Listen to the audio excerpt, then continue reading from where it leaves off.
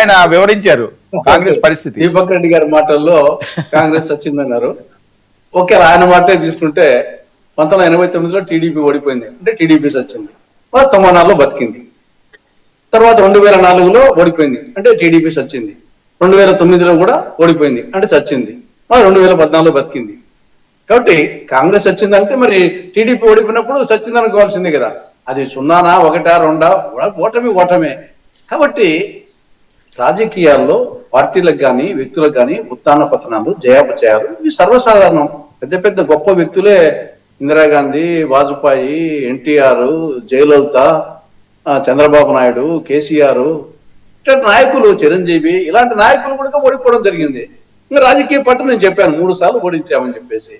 బీజేపీని తీసుకుంటే ఢిల్లీలో 27 సంవత్సరాల తర్వాత అధికారానికి వచ్చింది.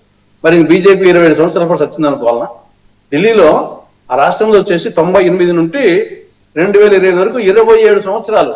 మేమన్నా మన 10 సంవత్సరాలు 11 సంవత్సరాలు అంతే, 12 జరుగుతా ఉంది. అది 27 సంవత్సరాల అధికారం లేక మళ్ళా వచ్చేసింది. కాబట్టి మా స్ట్రాటజీ మాకుంది.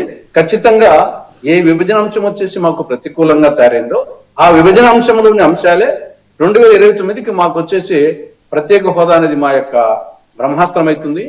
రాయలసీమకు ఉత్తరాంధ్రకు స్పెషల్ డెవలప్మెంట్ ప్యాకేజ్ మా పశుపతాస్త్రం అవుతుంది.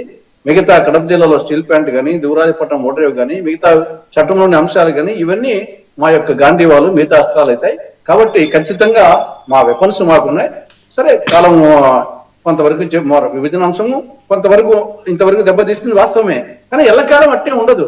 నేను ఎమర్జెన్సీ చెప్పాను. కాబట్టి మా స్ట్రాటజీ సంస్థాగతంగా కాంగ్రెస్ పార్టీ నుండి తెలంగాణ ప్రతిరోజు మనల్ని తిడతా ఉందండి. కాంగ్రెస్ పార్టీ ప్రతిరోజు వాళ్ళ ముఖ్యమంత్రి మన ఆంధ్ర రాష్ట్రాన్ని తిడుతున్నారు. ప్రతిరోజు వాళ్ళ కాంగ్రెస్ పార్టీ నాయకులు మనల్ని తిడతా ఉండరు. ఒక్కసారన్నా మీరు ఖండించారా తులసిరెడ్డి గారు? వాళ్ళు మంచి చేయడం సరే పక్కన పెట్టండి, విభజన అయిపోయిన 12 సంవత్సరాల తర్వాత కూడా ఇప్పుడు కూడా మనల్ని ప్రతిరోజు తిడతాం కరెక్టా? మీ కాంగ్రెస్ పార్టీనే కదా, మీ నాయకులే కదా, మీ ముఖ్యమంత్రి కదా తెలంగాణ వాళ్ళు అనేది. ఏం లేదండి, ఇప్పటికీ కూడా ఇక్కడ తెలంగాణలో ప్రభుత్వంలో ఉన్నవారు కాంగ్రెస్ పెద్దలు ఎవరైతే ఉన్నారో వాళ్ళని ఆంధ్రప్రదేశ్ ని ఇప్పటికీ కూడా వాళ్ళు తిడుతున్నారు అని. అది వాళ్ళ స్టేట్ బై స్టేట్ వచ్చేసి ఆ ప్రకారం అనుకుంటే ఇప్పుడు కాంగ్రెస్ కమ్యూనిస్టులే ఉన్నాయి. కేరళలో వచ్చేసి ఆడ ఎల్డీఎఫ్ యూడీఎఫ్ పోటీ చేస్తాయి. ఇక్కడ వెస్ట్ బెంగాల్లో ఇంకో టైప్ ఉంటుంది. బీజేపీ వచ్చేసి జమ్మూ కాశ్మీర్ ఏం చేసింది, పీడీఎఫ్ తో పొత్తు పెట్టుకున్నది బీజేపీ. అది కాదు తెలుగు రాష్ట్రాలు మీరు ఏపీలో బలపడదాం అనుకున్నప్పుడు ఇప్పుడు టీఆర్ఎస్ తీసుకున్నాము, 2004 కాంగ్రెస్ తో పొత్తు పెట్టినది, 2009లో టీడీపీతో పొత్తు పెట్టినది.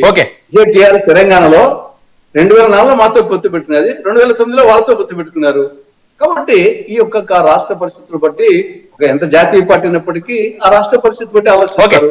కాబట్టి వాళ్ళ సమస్యల మీద బౌలు మారుతున్నారు. మేము వచ్చేసి పాలమూరు రంగారెడ్డి గురించి మేము వచ్చేసి అక్కడ ఉన్న వాళ్ళకంటే మేము ఎక్కువ మాట్లాడినాం. పాలమూరు రంగారెడ్డి వచ్చేసి గతంలో వైకాపా ఉన్నప్పుడు కానీ ఇప్పుడు కానీ అది పాలమూరు రంగారెడ్డి అయిపోతే డిండి అయిపోతే ఈవెన్ ఆల్మట్టి తెలంగాణ కర్ణాటకలో కాంగ్రెస్ ఉన్నప్పటికీ ఆడ ఆల్మట్టి అయితే రాష్ట్రానికి నష్టం జరుగుతుంది, పాలమూరు రంగారెడ్డి రాష్ట్ర నష్టం జరుగుతుందని అందరికంటే ముందు ఫ్లో డయాగ్రామ్స్ పెట్టి ఎక్స్ప్లెయిన్ చేసింది నేను.